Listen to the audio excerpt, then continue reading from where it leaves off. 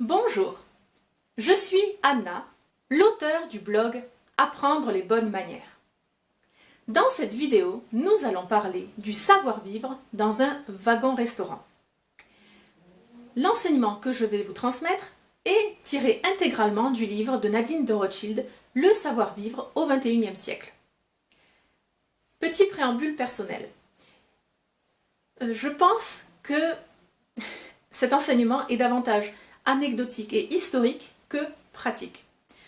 En effet, nous ne sommes plus dans une culture, dans une société, pour prendre le train de façon quotidienne, ou en tout cas très fréquente, et en masse. À présent, peu d'entre nous prennent le train sur de longs trajets. Sur de longs trajets, les wagons-restaurants sont ouverts que sur les très longs trajets. Donc voilà, déjà, il faut faire partie de ce monde-là. Ensuite, il faut pouvoir accéder au wagon-restaurant.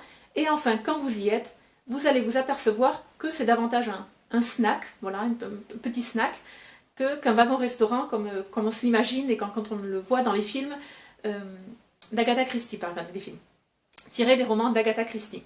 Voilà. On parle davantage dans un snack, un petit snack où on est debout, quelques chaises, ou tabourets. En tout cas, voilà, vous allez vite comprendre que l'enseignement que je vais vous donner a davantage une valeur historique. Mais ce n'est qu'un avis personnel. Sans plus tarder, commençons. 3 points. Première chose, les dames n'ont pas la préséance. Dans un wagon-restaurant, chacun est servi à son tour. Les femmes ne passent pas avant les hommes. Deuxième point, contrairement à d'autres endroits où il faut être présenté à quelqu'un avant d'engager la conversation, dans un wagon-restaurant, une femme peut accepter un verre de vin ou une tasse de café de la part d'un inconnu, ou en tout cas de quelqu'un qui 10 minutes plus tôt était encore un inconnu. Pas d'explication à cela, peut-être est-ce dû à l'étroitesse, au confinement d'un wagon-restaurant. Voilà, ça permet de briser quelques codes et quelques barrières, je ne sais pas. Troisième point, en entrant et en sortant du wagon-restaurant, il convient de faire un petit signe de tête à ses voisins immédiats.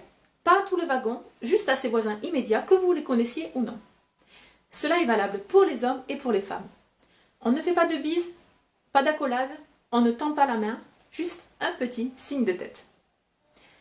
Là-dessus, je vous laisse. On se retrouve sur le blog Apprendre les bonnes manières. Et n'oubliez pas, la bienséance fait la différence.